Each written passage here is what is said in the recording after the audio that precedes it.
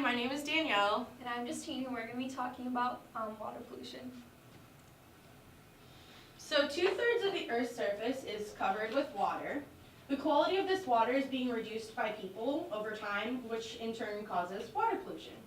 Water pollution occurs when pollutants such as chemicals or different substances are discharged directly or indirectly into different types of water bodies without enough treatment to get rid of the harmful compounds. The water pollution affects drinking water, rivers, lakes, and oceans all over the world. In many developing countries, it is usually a leading cause of death by people drinking from polluted water sources. There's only 1% of the Earth's surface is covered with fresh water, and there are 3/4 of the Earth is completely covered by water. There are usually habitats for over 10% of all the animals and 35% of all vertebrates. Up to 90% of our wastewater in developing countries flows untreated into rivers, lakes, and coastal zones, which threatens the health, food security, and access of safe drinking water and bathing water to the people living there. But if it gets in the oceans and there's enough of it, it can also affect people living nearby as well. There are 5 different types of water pollution. The first one is surface water, then groundwater, point and non-point source pollution, and then transboundary pollution.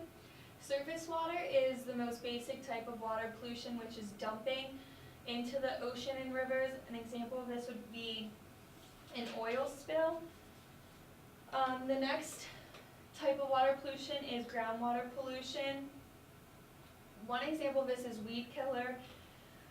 One of the biggest cases of this was in Iowa in 1996 when half of the state was contaminated with weed killer that got down into their groundwater wells, so it really affected their drinking water overall. The point and non-point source pollution, it basically tells the difference if it's coming from one place or coming from multiple places with non-point. And then transboundary, it can affect hundreds or thousands of miles away from water to water. This most likely happens in the ocean. For example, England dumps a lot of radioactive waste, and it affects Ireland's water as well because it's pretty close. So as Justine said, most of the major causes could be sewage, nutrients from like the food that is put into waste, wastewater, chemical waste, radioactive waste, oil, plastics, and invasive species. I don't know if you can see that chart very well or not, but the biggest cause of pollutants entering the oceans is sewage, followed by farm runoff and air pollutants at 20%. Maritime transportation, such as the boats that are like going through the ocean, is 10% of the pollutants that are entering in the ocean. 10% also is industrial wastewater, and 5% of offshore oil and 5% of litter enter into the oceans.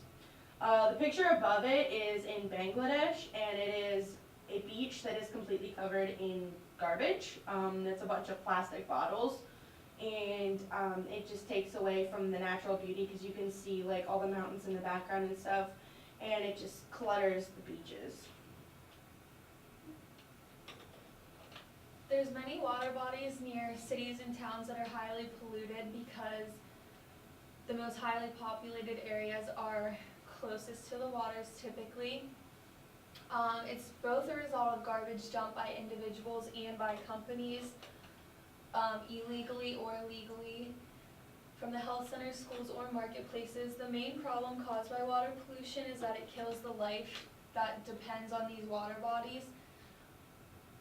There's more dead fish, crabs, birds, and seagulls, or animals that wind up on the beaches because they're killed by the pollutants in the water, in their environment.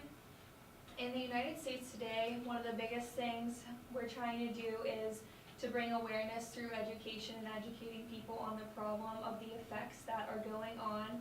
There are laws in place and that have been talked about, such as the 1972 Clean Water Act and the 1974 Safe Drinking Water Act, enforcing people to stop polluting water and to keep humans safe in water. Another one is economics, the polluter pays principle, so you're paying for the spills you make or the grocery bags that you buy at stores instead of just wasting them, you don't have to pay for them. So what are some ways that we can prevent water pollution? Always look for the correct waste bin. Down at University Park, in their dining halls, they have different containers for different types of waste, such as compost, recycling, landfill. And I found that really interesting because they're really big on reducing, reusing, and recycling. Another way is don't throw away chemicals, oils, paints, or medicines down the sink or the toilet. There are other preventative measures to get rid of these harmful things to our environment. So I would look into the way that you could get rid of your paints and your medicines. If you use any chemicals for your farms, just be careful that it doesn't sink into your groundwater, because in turn that could come back in. A lot of farms have wells, so that could come back into your own drinking water. And if you live close to a water body, try to plant trees and flowers and any vegetation that you can, so that when it does rain, the chemicals from your home don't easily drain into the water, and those plants will absorb as much as they can. And I know that we all have heard of the Flint water crisis in Michigan, but we just wanted to briefly talk about it. So in 2014, at the end of 2014, Flint decided to stop getting their water from Detroit and get it from the Flint River instead, which is a wastewater, that's where they get rid of their wastewater basically, and the water was not treated.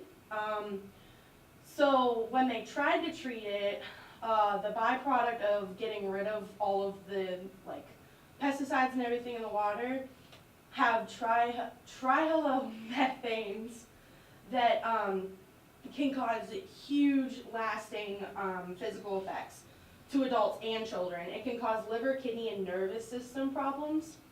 And in addition to all of that, Justine and I both want to be teachers someday, so we thought this was really interesting to touch on. That students that are affected by this water can have lower IQs, short attention spans, could be more violent or more antisocial in the classroom, and it can actually affect major organs of their body, and it's irreversible. So once a child is affected by the lead in the water, they're forever stuck that way, I guess you could say. So it's important for us to be aware of this problem and understand that it's not okay what Flint did. And this was over a year ago, and it's just recently come out that it's a problem. And they're trying to work as hard as they can to fix it, but it's nearly impossible. So we just have to be aware of our water pollution. That way we can prevent further pollution. And here are our references.